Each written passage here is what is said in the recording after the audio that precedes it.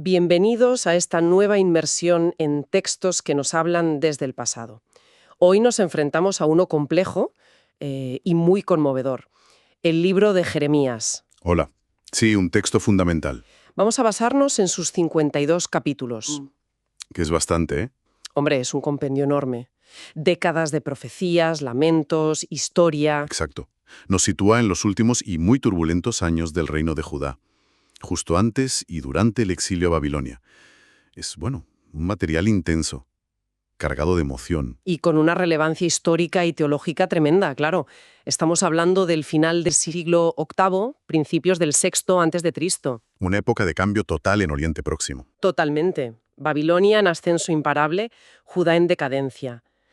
Y Jeremías es esa voz que intenta, desesperadamente advertir y guiar a su pueblo. En medio de una crisis generalizada. Sí, política, social y sobre todo una crisis espiritual profunda. Para empezar a captar la magnitud de su tarea, el propio libro nos da imágenes muy fuertes desde el principio, desde el capítulo 1. Está esa visión de la rama de almendro, ¿no? El árbol vigilante, como señal de que Dios está atento para cumplir su palabra. Efectivamente. Y justo después, esa otra imagen impactante, la olla hirviendo que viene del norte. Esa es clave. Casi una declaración de intenciones de lo que va a tratar el libro, ¿no? Totalmente. Esa olla hirviendo es, el anuncio claro de la catástrofe que se avecina. Desde Babilonia. El libro no se anda con rodeos, ¿eh? No. Desde el minuto 1 establece la gravedad extrema de la situación y la misión casi sobrehumana que se le encarga al profeta. Nuestra intención hoy es, meternos en esa misión, entender las causas de fondo del juicio que anuncia Jeremías. Ajá. Seguir la crónica, que es muy dolorosa, de la caída de Jerusalén. Pero también, y esto es importante, Fundamental. descubrir esos hilos de esperanza, las promesas de restauración que, a pesar de todo, recorren el texto. Ese es el objetivo, desentrañar ese núcleo en su contexto tan convulso. Vale. Pues para poner los cimientos, ¿quién es este Jeremías? ¿Cómo empieza este camino tan difícil para él? Nos vamos al capítulo 1. Pues mira, Jeremías viene de una familia sacerdotal, de Anatot, una aldea cerca de Jerusalén. Ah, o sea, no era un cualquiera, tenía un trasfondo religioso. Claro. Y Dios lo llama siendo muy joven, probablemente en tiempos del rey Josías, que fue una época de cierta reforma religiosa. Pero su ministerio va a durar décadas muy turbulentas, atravesando los reinados de los últimos reyes de Judá. Hasta el final. Sí, hasta presenciar la destrucción de Jerusalén bajo Sedequías. Y el llamamiento en sí es muy revelador. Dios le dice que lo tenía destinado desde antes de nacer. Profeta para las naciones. Ahí es nada. Pero la reacción de Jeremías es de inseguridad total. Dice, «Ah, Señor, mira que no sé hablar, soy demasiado joven». Una respuesta muy humana, ¿verdad? Ante una tarea que se ve venir colosal. Comprensible, sí. Desde luego. Pero la respuesta divina es inmediata. Le da autoridad y le da protección. No digas que eres joven, irás a donde yo te envíe. No les tengas miedo, que yo estoy contigo para librarte. Hay un gesto ahí también, ¿no? De tocarle la boca. Sí, un gesto simbólico. Dios toca su boca y pone sus palabras en él. Y le da un encargo muy específico, con una dualidad que va a marcar todo su mensaje. ¿Cuál? Autoridad para arrancar y derribar, para destruir y demoler. Suena fuerte. Pero también para construir y tantar, juicio y esperanza, desde el primer momento. Esa dualidad es clave entonces, porque, claro, gran parte del libro se dedica a eso, a arrancar y derribar, a denunciar la situación de Judá. Exacto. Los capítulos 2 a 10, por ejemplo, son un diagnóstico durísimo, la infidelidad del pueblo. ¿Cuál es el centro de esa denuncia? El eje es la ruptura del pacto con Dios. Jeremías usa mucho la metáfora del amor inicial, ¿sabes? Casi idílico, entre Dios e Israel en el desierto. Como un noviazgo. Sí, el cariño de tu juventud, el amor de tu noviazgo, dice en el capítulo 2, para contrastarlo con el abandono, la traición del presente. Y la acusación principal es la idolatría. La más recurrente, sí. El pueblo ha cambiado a su Dios, que es su gloria, por ídolos que no sirven para nada, por Baal, por obras de sus manos. Hay una frase en el capítulo 2 que lo dice clarísimo. Hubo alguna nación que cambiara de dioses y eso que no son dioses. Es que es absurdo. Pero mi pueblo cambió su gloria por lo que no aprovecha. Es que expone la irracionalidad total del acto. Tal cual, y eso se resume en esa imagen tan famosa de los dos males que ha cometido el pueblo. Está en Jeremías 2:13. A ver. Dice, me abandonaron a mí, fuente de agua viva, y cavaron para sí cisternas, cisternas agrietadas que nos retienen el agua. ¡Qué imagen más potente! Es una metáfora tremenda. Han rechazado la fuente verdadera de vida, de seguridad, que es Dios, para confiar en sustitutos que han creado ellos mismos. Ídolos, alianzas políticas, el ejército. Eso es. Cosas que son, por definición, defectuosas, incapaces de llenar sus necesidades profundas. Ese es el diagnóstico fundamental de su fracaso. Y las imágenes que usa para describir esta infidelidad son muy crudas. Una vid que se ha vuelto silvestre, una camella joven y arisca corriendo sin rumbo. Prostitución espiritual. Bajo todo árbol frondoso. No se corta un pelo. No hay eufemismos, ¿no? No los hay porque la situación era crítica.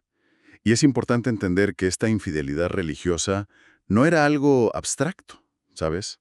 No estaba desconectado de la vida social. Ah, claro. Jeremías vincula directamente la idolatría con la injusticia.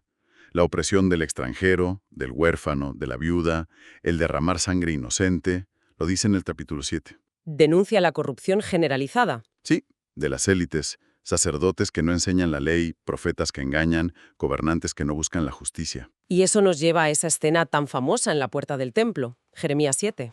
Sí. Repetían, este es el templo del Señor, el templo del Señor. Ahí Jeremías lanza una de sus críticas más radicales y peligrosas para él, claro. Imagino. Desmonta esa falsa seguridad religiosa.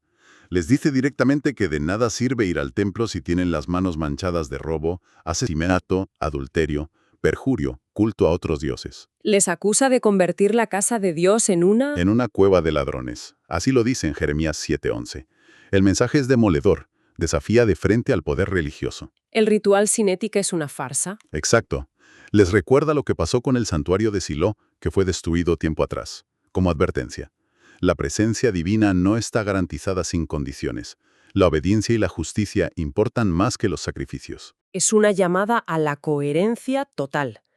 Y Jeremías no solo usa palabras, también hace acciones simbólicas, muy visuales, como la del cinturón de lino en el capítulo 13. Sí, eso es.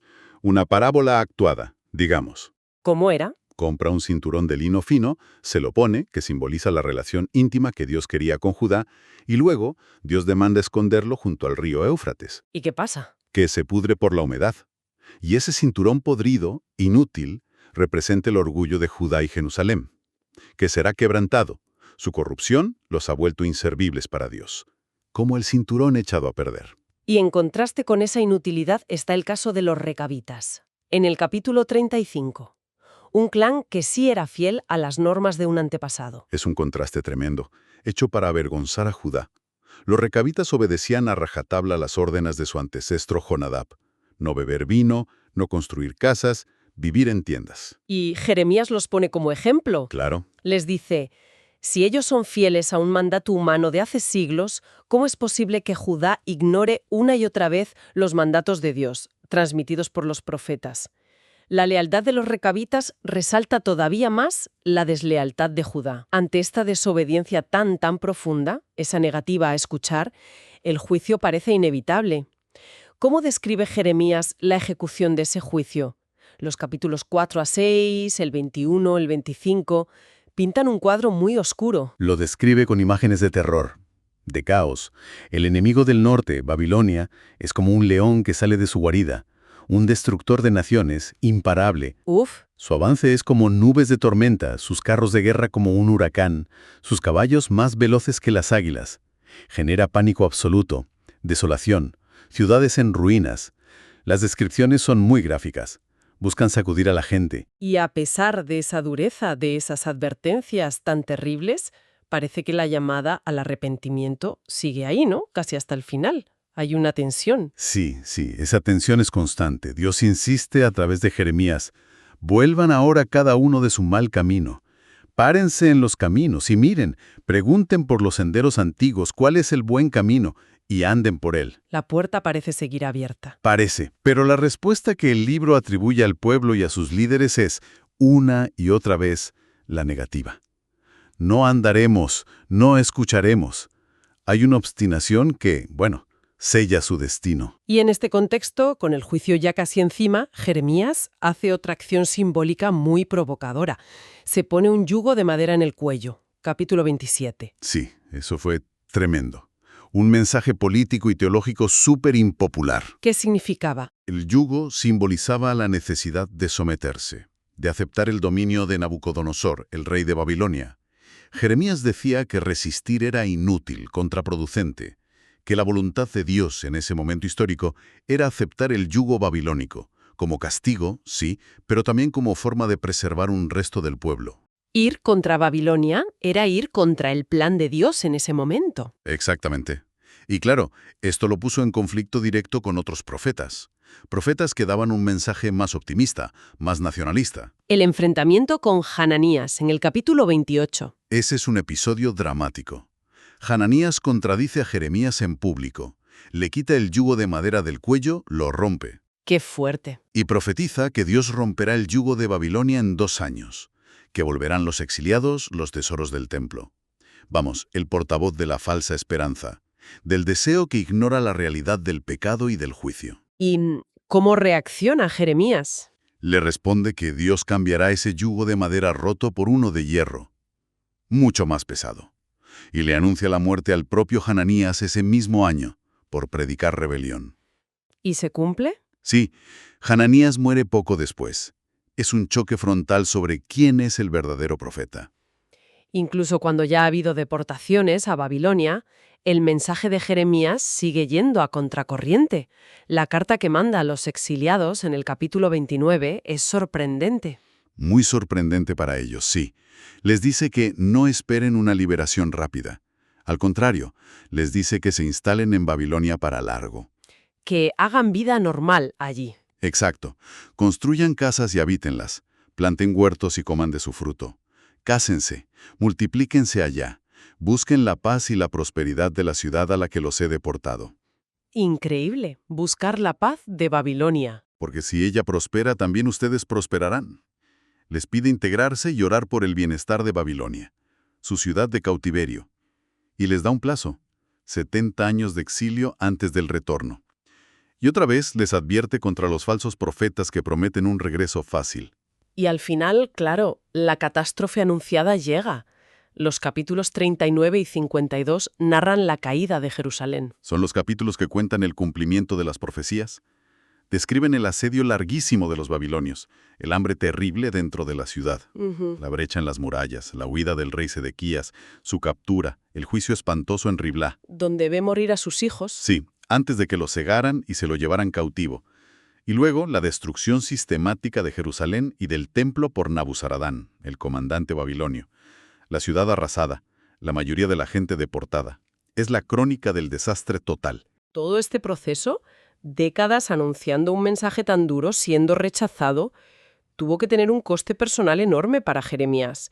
Hay capítulos, el 11, 12, 15, 18, 20, que nos dejan ver su angustia. Sí, Jeremías es quizá el profeta del Antiguo Testamento que más comparte su propio sufrimiento.